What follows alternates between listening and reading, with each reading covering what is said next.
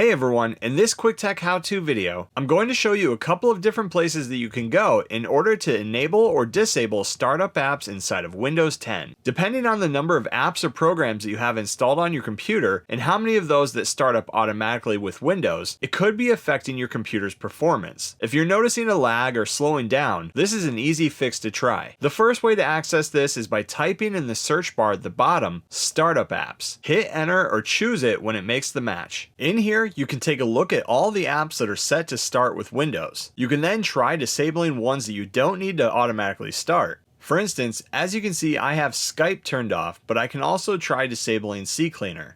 You also see on the right the impact that the app has on your machine. Once you're done, you can go ahead and close this window. The other place to access this is through Task Manager. Right-click on the taskbar and choose Task Manager. In here, choose the Startup tab at the top and you'll see the list that we had in the other window. To enable or disable, just right-click on the app and choose either at the top here. You can see that if I head back to the previous window and refresh the page, the change that we just made in Task Manager reflects here. And that's how you either enable or disable startup apps inside of Windows 10. Thanks for watching. Please like and subscribe and stay tuned for more quick tech how-to videos.